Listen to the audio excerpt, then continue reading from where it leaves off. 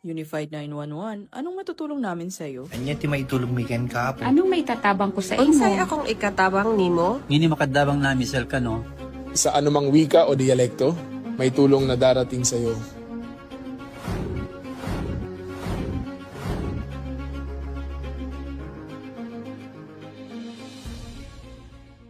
Lilingkod sa bawat Pilipino at magbibigay ng tamang impormasyon para sa tahimik at maayos na Pilipinas. Police News Network, alagad ng batas, tagapagtaguyod ng balitang pulis, sandigan ng mamamayan, patnubay ng katotohanan.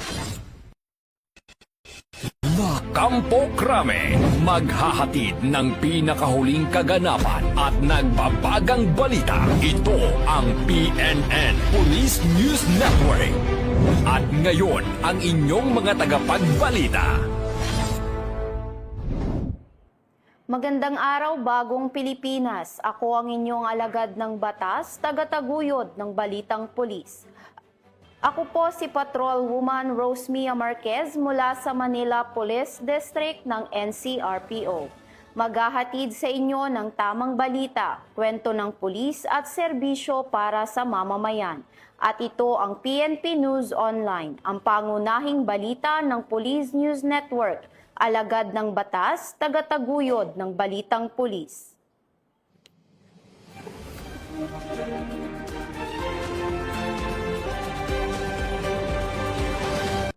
Narito ang mga balitang hatid ng ating PNN correspondents mula sa iba't ibang panig ng bansa.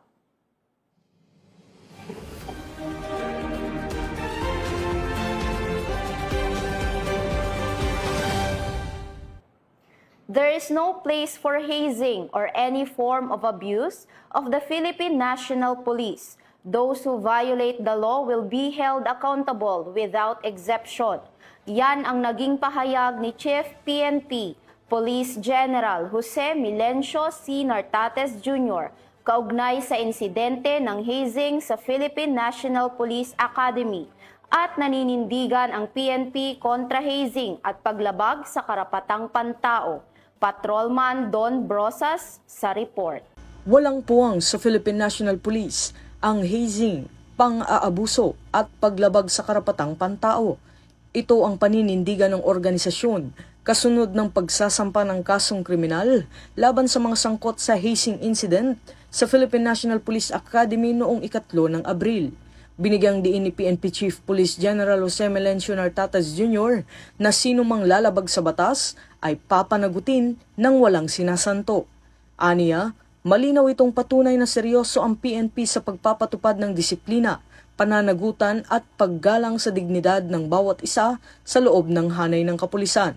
Kaugnay nito, isinampa ng Criminal Investigation and Detection Group o CIDG noong 20 ng Abril ang reklamo sa Office of the Provincial Prosecutor sa Imus, Cavite para sa paglabag sa Republic Act No. 11053 o ang Anti-Hazing Act of 2018. Kasabay nito, iniutos din ang patuloy na pagpapalakas ng enforcement, supervision at accountability mechanisms upang agad na matugunan ang paglabag at mapigilan ang kahalintulad na insidente. Ito ang bagong PNP para sa bagong Pilipinas, serbisyong mabilis, tapat at nararamdaman.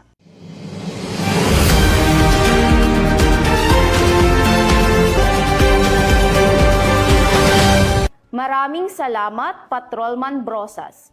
Upang mas palakasin ang police visibility at serbisyo publiko, bagong patrol cars ipinamahagi sa Police Regional Office 10. Ilan sa mga tatanggap ay ang Valencia City Police Station, Tourist Police ng Camiguin, Cagayan de Oro City at Iligan City Police Office. Magbabalita dyan si Patrolwoman Jane Rose Buhol. Formal na ipinamahagi ng Police Regional Office 10 ang 5 bagong troop carriers sa iba't ibang unit sa rehiyon sa ginanap na blessing at turnover ceremony noong Abril 20, 2026 sa Camp Alagar, Lapasan, Cagayan de Oro City. Ang mga sasakyan na personal carrier Mitsubishi Triton ay may kabuuang halagang 10.75 million pesos at ipinagkaloob ng National Headquarters sa ilalim ng pondo para sa fiscal year 2024. Ipinamahagi ang unit sa Valencia City Police Station, Tourist Police Unit ng Camiguin, Cagayan de Oro City Police Office at Iligan City Police Office upang higit na mapalakas ang police visibility at response capability, partikular sa mga tourist area at malalayong komunidad. Ayon kay Police Brigadier General Christopher N. Abrahano, makatutulong ang mga bagong sasakyan sa mas mabilis at epesyenteng pagtugon sa mga insidente, gayon din sa pagpapaigting ng patrol operations sa buong Northern Mindanao. Dagdag pa ng opisyal, inaasahang pangangalagaan at gagamitin ng wasto ng mga unit ang mga sasakyan upang higit na mapabuti ang serbisyo sa publiko at mapanatili ang kapayapaan at kaayusan sa rehiyon. Mula dito sa inyong higalang pulis, Regional Office 10 Public Information Office. Ako ang inyong PNN correspondent, Patrol Woman Jane Rose Bohol, alagad ng batas, tagataguyod ng balitang pulis. Maraming salamat, Patrol Woman Bohol. Lalaking nagtangkang tumalon sa tulay sa Ganano sa Isabela, nasagip na mga rumispondeng pulis. Patrol Woman Maria Senyora Agbuya, magbabalita. Mabilis at maagap na rumisponde ang mga tauhan ng Alicia Police Station kaugnay sa isang insidente ng tangkang pagpapakamatay ng isang binata sa Ganano Bridge noong ika-20 ng Abril taong kasalukuyan bandang alas 10 ng gabi sa Barangay San Antonio, Alicia, Isabela. Ayon sa ulat, isang concerned citizen ang tumawag sa PNP hotline upang i-report ang insidente, dahilan upang agad na rumisponde ang mga pulis sa lugar. Sa kanilang pagdating, nadatnan nila ang isang individual na nagbabantang tumalon mula sa tulay. Kaagad namang nakipag-ugnayan ng Alicia PNP sa Bureau of Fire Protection at Municipal Disaster Risk Reduction and Management Council ng Alicia upang magsagawa ng rescue operation. Sa isinagawang operasyon, isang pulis ang buong tapang na lumapit sa nasabing individual upang kausapin at pakalmahin ito. Sa pamamagitan ng mahinahon at makataong pakikipag-usap, matagumpay na napigilan ang tangkang pagpapakamatay at nailigtas ang buhay ng biktima na kinilalang si alias Alvin, 22 anyos, residente ng Barangay Magsaysay, Alicia, Isabela. Kaagad ding isinailalim ang nasabing individual sa kaukulang pag-aalaga at patuloy na minomonitor upang matiyak ang kanyang kaligtasan at kalusugan. Samantala, muling pinatunayan ng Alicia PNP ang kanilang dedikasyon hindi lamang sa pagpapatupad ng batas, kundi pati na rin sa pagprotekta at pagligtas ng buhay ng bawat mamamayan. Ayon kay Police Colonel Manuel B. Bringas, Provincial Director ng Isabela Police Provincial Office, patunay ang insidenteng ito na ang kapulisan ay hindi lamang tagapagpatupad ng batas, kundi tagapagligtas din ng buhay. Sa maagap at makataong aksyon, ang Bringas Model, Act Fast, Act Smart at Act with Integrity na iwasan ang trahedya at natiyak ang kaligtasan ng mamamayan. Ito po si Patrol Woman Maria Senyora Jimenez Agbuya mula sa Isabela Police Provincial Office, nag-uulat para sa bagong PNP, para sa bagong Pilipinas na may serbisyong mabilis, tapat at nararamdaman. Maraming salamat, Patrol Woman Agbuya. Upang mas mapalakas ang ugnayan ng pulis at komunidad at masiguro ang seguridad sa kanilang nasasakupan, bagong Police Community Precinct ng Tadian Municipal Police Station binuksan na. Ibabalita yan ni Police Corporal Marjorie Ngiteo. Pagpapatibay ng ugnayan sa komunidad, bagong Police Community Precinct ng Tadyan nabuksan. Pinalakas ng Tadyan Municipal Police Station ang pakikipag-ugnayan nito sa komunidad sa pamamagitan ng inaugurasyon at pagbabasbas ng bago nitong Police Community Precinct sa Sitio Tumpakan, Barangay Kagubatan, Tadyan Mountain Province noong April 17, 2026. Inilalapit ng bagong PCP ang serbisyong pulisya sa mamamayan.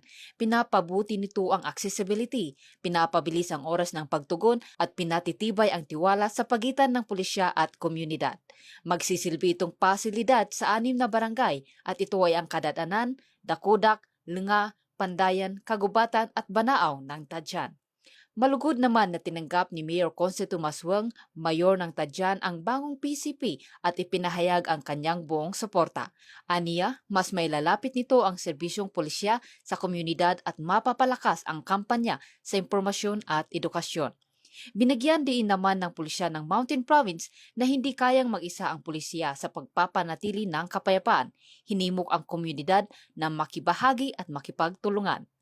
Ipinahayag ng opisyal ng barangay at munisipyo ng Tadjan ang kanilang pasasalamat at suporta. Binigyan din nila ang kahalagan ng binadang at tinulong sa pagbuo ng isang mas ligtas at mas maunlad na Tadjan. Mula dito sa Bontoc Mountain Province, ako ang inyong PNN correspondent, Police Corporal Marjorie Ngitiw, alagad ng batas, tagataguyod ng Balitang Pulis.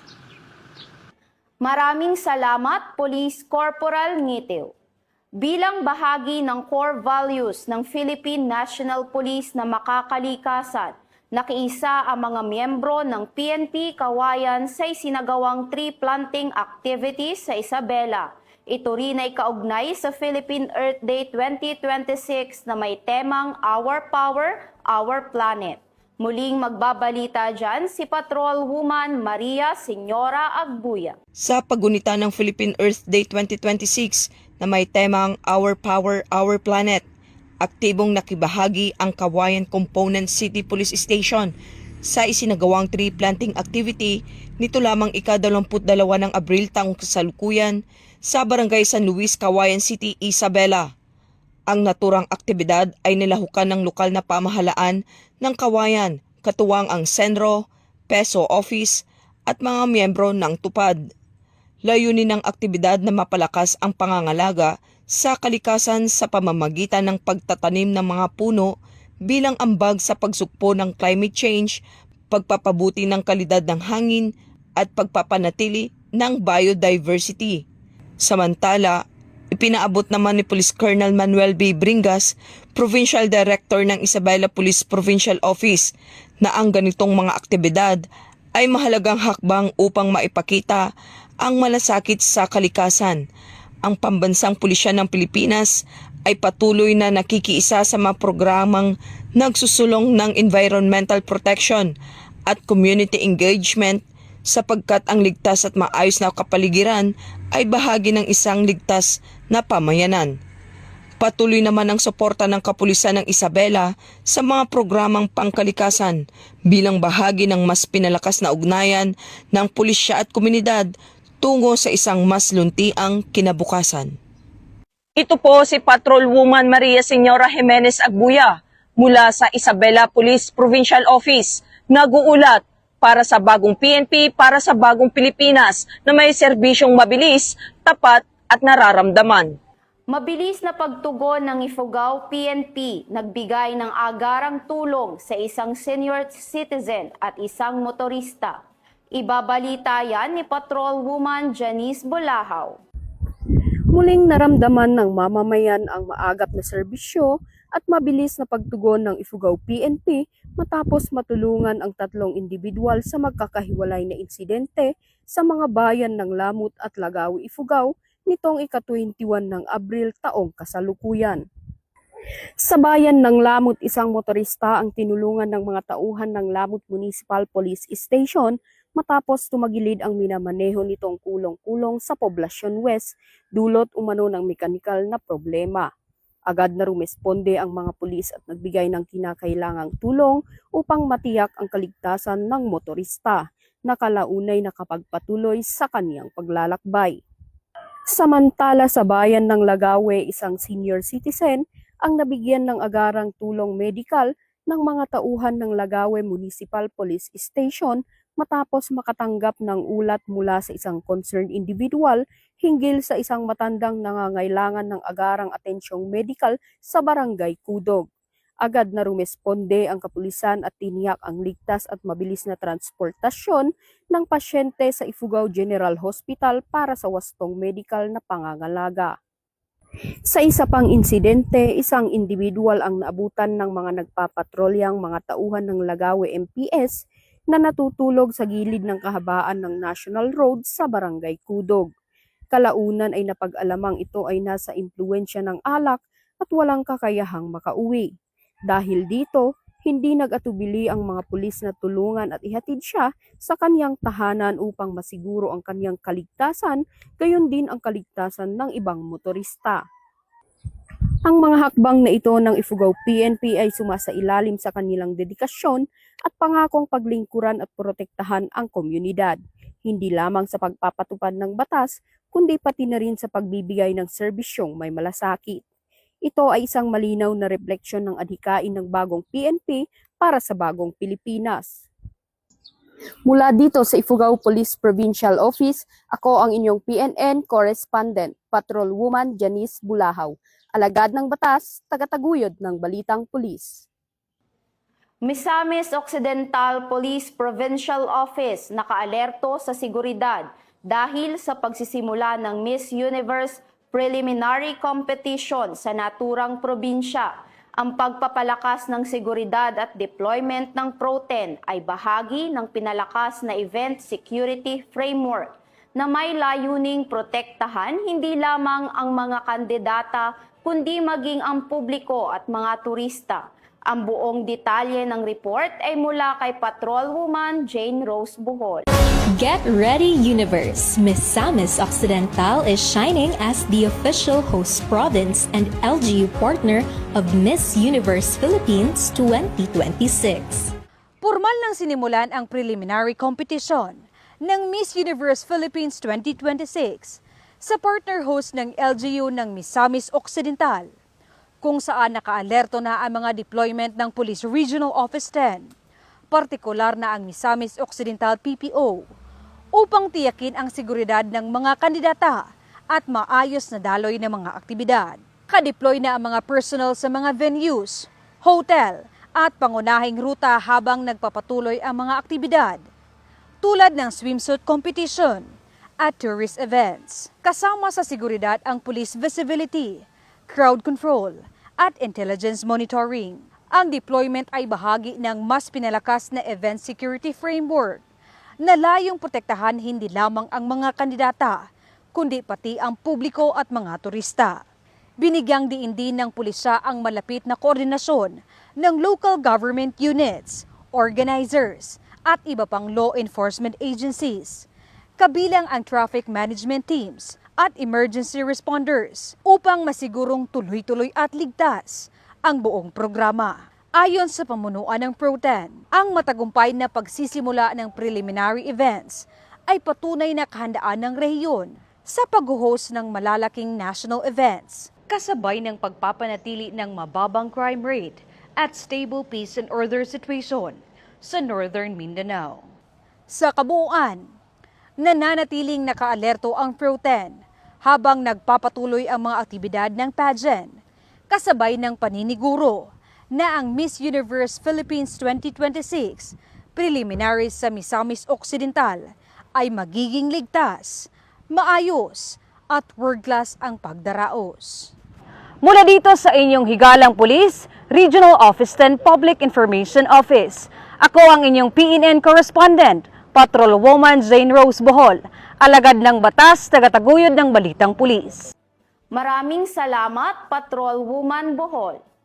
Arestado ang isang 42 anyos na lalaki matapos magpaputok ng baril sa operasyon ng Philippine National Police sa Oroqueta City, Misamis Occidental. Baril at bala nasa bat. Police Corporal Rewel Gel Dayo sa detalye. Hindi na nakapalag ang isang lalaki matapos sumanong magpaputok ng baril sa Purok 3, Barangay Villaflor, Oroqueta City, tanghali ng Abril 19, 2026.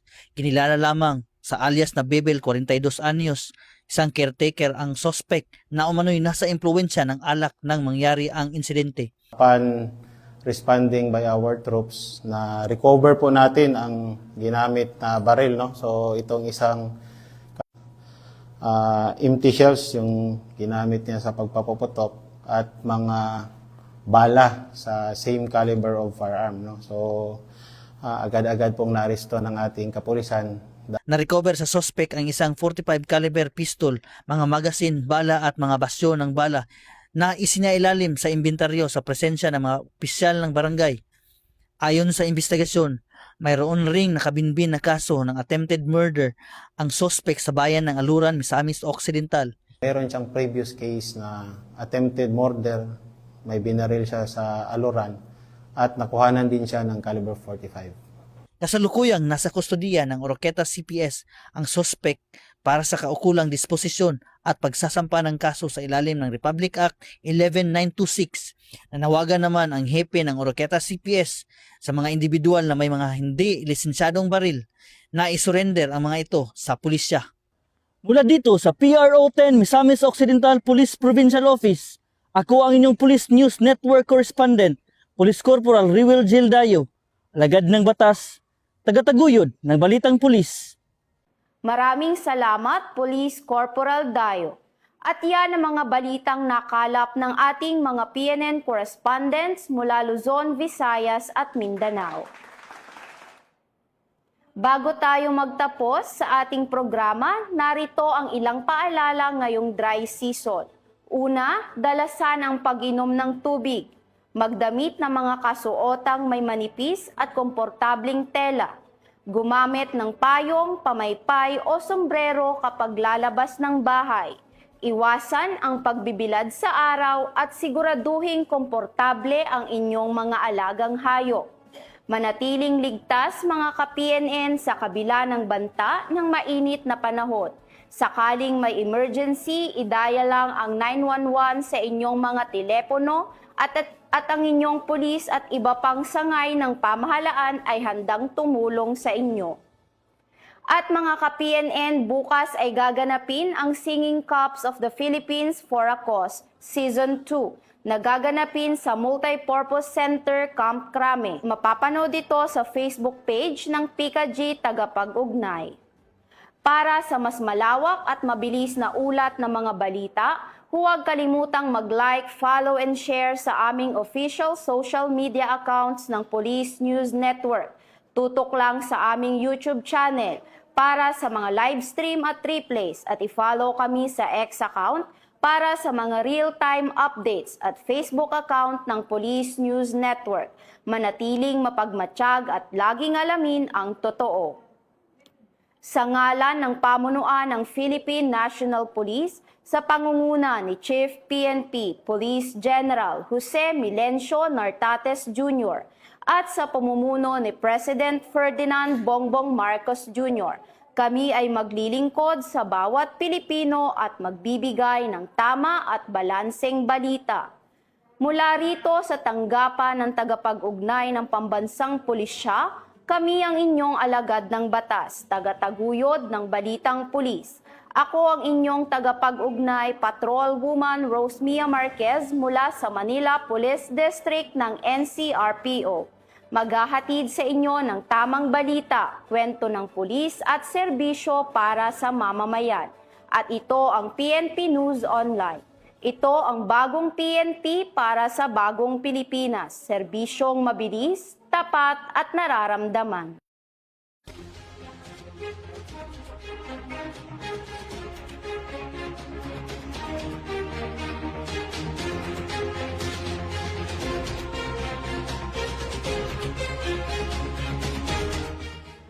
Police News Network, alagad ng batas, tagapagtaguyod ng Balitang Pulis.